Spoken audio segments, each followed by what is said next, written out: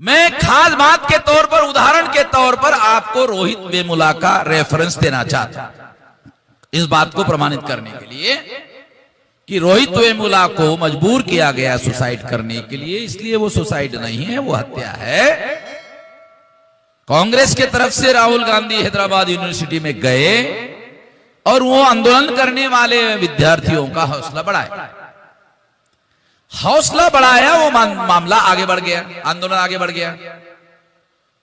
जब आंदोलन आगे बढ़ गया तो दिल्ली में स्मृति ईरानी ने प्रेस कॉन्फ्रेंस ली और प्रेस कॉन्फ्रेंस में उसने कहा, रिकॉर्डेड है, प्रेस कॉन्फ्रेंस में स्मृति ईरानी ने कहा कि यूपीए, यूनाइटेड प्रोग्रेसिव अलायंस ने एक पॉलिसी बनाई थी, उस पॉलिसी पर विरोधी पार्टी के तौर पर बीजेपी ने अमल किया।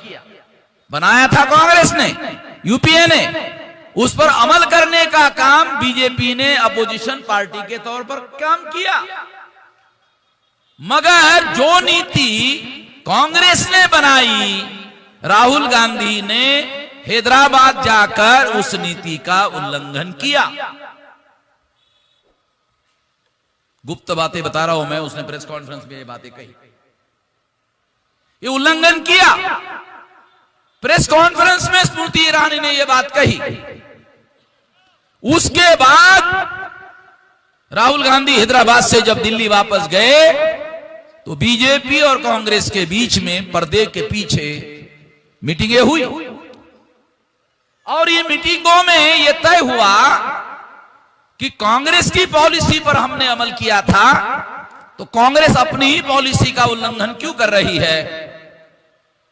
तो कांग्रेस को रियलाइज हुआ, तो कांग्रेस ने राहुल गांधी को दोबारा हैदराबाद यूनिवर्सिटी में भेजा कि आपने इस आंदोलन को हवा दिया था, जाओ उस आंदोलन को जाके खत्म करो। राहुल गांधी दोबारा गए। ऐसा होता नहीं आमतौर पर, मगर राहुल गांधी हैदराबाद यूनिवर्सिटी में दोबारा गए और वहां रोहित वेमुला की मां है, भाई है और विद्यार्थी जो 4 बचे थे, उन विद्यार्थियों के साथ में उन्होंने वार्ता की। 2 प्रकार की वार्ता की, एक गुप्त रूप से वार्ता की, एक आइसोलेशन में वार्ता की।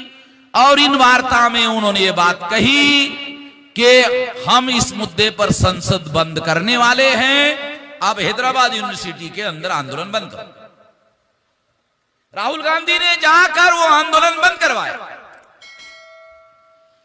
और रोहित की मां ने और वो विद्यार्थियों ने राहुल गांधी की बात को स्वीकार किया, स्वीकार करके आंदोलन बंद कर दिया। बंद करने के बाद उनको कांग्रेस के लोगों ने कहा, आप सभी लोग यहां मत रहो, हैदराबाद मत रहो, चलो आप सभी लोग दिल्ली चलो। तो 2-3 कोच, हाँ भाई दासराम बराबर बोल रहा हूं ना, मैंने सीआईडी के लोग अंदर रखे थे, उन लोगों को पता है नहीं सरकार को, और उन लोगों को लगता है कि उनके पास ही सीआईडी है, हमारे पास सीआईडी नहीं है। अभी ये वामसे भारत मुक्ति मोर्चा ये लगभग parallel to the government of India हो गया।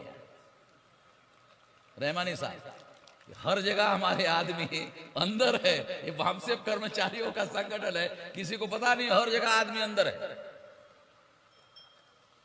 हर जगह आदमी अंदर है। अब वो इतने लाखों लोगों को निकाल भी नहीं सकते, हर जगह आदमी हमारे अंदर लगे हुए हैं और हमको अंदर की खबर आती है। मैं माइक पर इसलिए बोल रहा हूं कि उन लोगों को ये मैं आगाह करना चाहता हूं कि हमारे पास वो जो गुप्त वार्ताएं उधर हुई, वो सारा के सारे खबर है, सारा हमारे पास एविडेंस है। और राहुल गांधी ने आंध्र प्रदेश कांग्रेस कमेटी को कहा और उन लोगों ने उनको 2-4 कोच रिजर्व किया, और सभी लोगों को दिल्ली के गए। अगर ये यहां रहेंगे तो ये हैदराबाद में आंदोलन चालू रह सकता है। सभी लोगों का चलो दिल्ली, तो उनके जाने की व्यवस्था की, उनके आने की व्यवस्था की, दिल्ली में रहने खाने पीने की व्यवस्था की। राहुल गांधी ने उनको वादा किया संसद बंद करेंगे। मल्लिकार्जुन खड़गे जो विरोधी पार्टी के नेता हैं, उन्होंने वादा किया बंद करेंगे। एक दिन भी पार्लियामेंट रोहित वेमुला के मुद्दे पर बंद नहीं हुई। राहुल गांधी ने रोहित वेमुला के मुद्दे पर एक शब्द पार्लियामेंट में नहीं कहा। मल्लिकार्जुन खड़गे ने भी एक शब्द भी नहीं कहा। पार्लियामेंट भी बंद नहीं होगी। और बीजेपी ने कांग्रेस को कहा, तुम्हारी नीतियों पर हम अमल कर रहे थे, तुम इन लोगों के मुद्दों को संसद में उठा रहे हैं। हमने तुम लोगों को इंटरनेशनल में ह्यूमन राइट्स का जो आंदोलन दुनिया में चल रहा है, वहां भी बीजेपी के लोगों का डेलीगेशन में सहभाग था और हमने कांग्रेस के नीतियों का समर्थन किया था, इंटरनेशनल में भी किया था। तुम लोगों ने उल्लंघन किया। तब जाकर के कांग्रेस के लोगों ने वो आंदोलन खत्म करवाने का रोल प्ले किया। उनके सामने दूसरा संकट था कि सारे देश भर में पार्लियामेंट में तो आंदोलन या संसद बंद कर सकते हैं, मगर सड़क पर आंदोलन करने के लिए कांग्रेस के पास मैन पावर नहीं है। वो मैन पावर भारत मुक्ति मोर्चा के पास है। तो हमने सारे देश भर में सड़क पर हमने आंदोलन किया। कुछ लोगों को यह मालूम नहीं होगा या कुछ लोगों को लगेगा कि गलत बात कह रहे हैं। सारा रिकॉर्ड है, सारे व्हाट्सएप पर फोटोग्राफ्स है, सारे देश भर में कहां कहां हमारे सारे देश के लोगों ने आंदोलन किया, सारा रिकॉर्ड है। उनको मालूम है। और अगर ऐसा होता है तो ये आंदोलन जो है इनके नेतृत्व में सारे देश भर में चलेगा, फैलेगा, तो सारा फायदा इस आंदोलन में इनको होगा। तो भी क्या किया जाए? तो इस आंदोलन को, रोहित वेमुला के मामलों को दबाना होगा। केवल इतना करने से नहीं होगा। तो उन्होंने कन्हैया को अल्टरनेटिव लीडरशिप के तौर पर उभारने का काम किया। उसके लिए भारतीय जनता पार्टी ने जी टीवी के लोगों को लगाया। जी टीवी में झूठा वीडियो तैयार किया गया।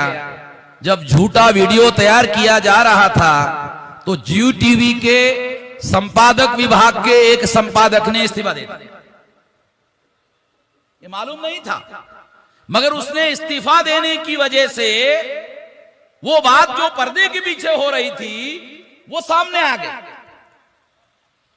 कि वो वीडियो उन्होंने मिक्स करके तैयार किया था ताकि कन्हैया को राष्ट्रद्रोही के नाम पर अरेस्ट करवाया जा सके। जब हम अरेस्ट करवाएंगे तो कन्हैया कुमार जो है वो हीरो बनेगा। अभी तो रोहित वेमुला हीरो बना हुआ है, मगर कन्हैया कुमार रोहित वेमुला के जगह हीरो बनेगा और उसको हमको हीरो बनाएंगे तो ही रोहित वेमुला का मामला पर्दे के पीछे चला जाएगा और कन्हैया कुमार का मामला सामने आएगा। तो इस तरह से हम लोग विद्यार्थियों का लीडर कन्हैया कुमार को बनाएंगे। कन्हैया कुमार बिहार का भूमिहार बनाएंगे। हमने बहुत पहले लोगों को कहा, हमारा भारत के हर जिले में संगठन है और हर जिले में 539 जिलों में संगठन है।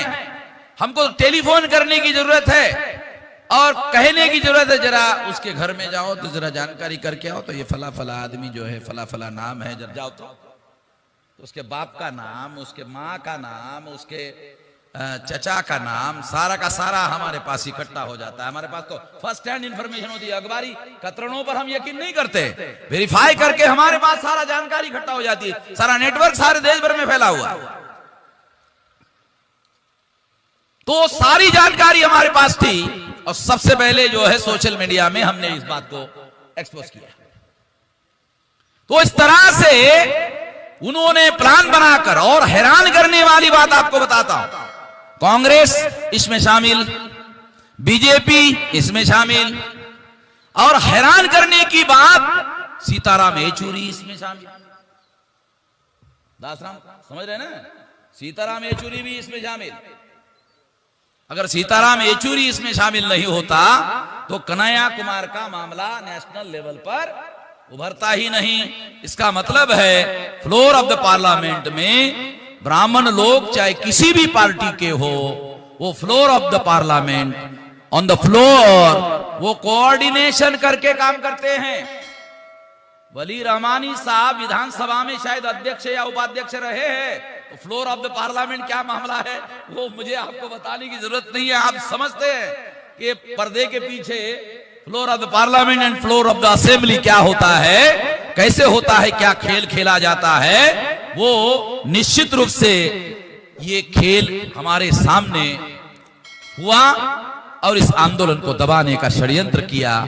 मैं ये सबूत के तौर पर आपको बता रहा हूं कि रूलिंग भी उनका, अपोजिशन भी उनका, थर्ड अपोजिशन भी उनका। जो बाबा साहब आंबेडकर चाहते थे कि बाइपोलर हो, एक रूलिंग पार्टी हो, एक अपोजिशन पार्टी हो, दोनों की नीतियां अलग अलग हो, तब तो दो पार्टियां है माना जाएगा, दो नीतियां है ऐसा माना जाएगा, और एक नीति का विकल्प दूसरी नीति माना जाएगा। अगर ऐसा होगा तो भारत में डेमोक्रेसी आएगी। अगर रूलिंग ब्राह्मणों का, अपोजिशन ब्राह्मणों का, थर्ड अपोजिशन ब्राह्मणों का, कहां है डेमोक्रेसी? कहां है डेमोक्रेसी? किधर है डेमोक्रेसी? जो बाइपोलर सिस्टम बाबा साहब आंबेडकर चाहते थे, वो सिस्टम के विरोध में सिंगल पोलर, बाइपोलर नहीं, सिंगल पोलर सिस्टम डेवलप किया गया। तो हम लोग दुनिया में वन मैन डिक्टेटरशिप आप लोगों ने देखा होगा। दुनिया में भारत में वन मैन डिक्टेटरशिप नहीं, वन कास्ट डिक्टेटरशिप। मैं इसको दूसरी तरीके से आइडेंटिफाई कर रहा हूं कि भारत में वन कास्ट डिक्टेटरशिप है, केवल ब्राह्मणों की डिक्टेटरशिप है, और ब्राह्मणों की आपस में अंडरस्टैंडिंग है, म्यूचुअल अंडरस्टैंडिंग है। इन लोगों की आपस में सलाह मशवरा होती है। जब कांग्रेस की सरकार थी तो सोनिया और मनमोहन सिंह, अडवाणी, सुषमा स्वराज और अरुण जेटली को नाश्ता करने के लिए बुलाते थे और नाश्ते पर फैसले होते थे। वही फैसले पार्लियामेंट में थप्पे मारकर फाइनल किए जाते थे, और इस तरह से पार्लियामेंट में लोग केवल हाथ खड़े करके फैसले और कोई भी कानून पास होते थे। ये जो स्थिति है, ये स्थिति ये सिद्ध करती है कि बाबा साहब आंबेडकर जिस तरह का लोकतंत्र चाहते थे, उसके विरोध में इस देश में बाइपोलर सिस्टम दिखाई दे रहा है कि ये कांग्रेस है, एक बीजेपी है, मगर ये बाइपोलर दिखाई दे रहा है। व्यवहार में ये बाइपोलर नहीं है बल्कि सिंगल पोलर है, क्योंकि पॉलिसी चेंज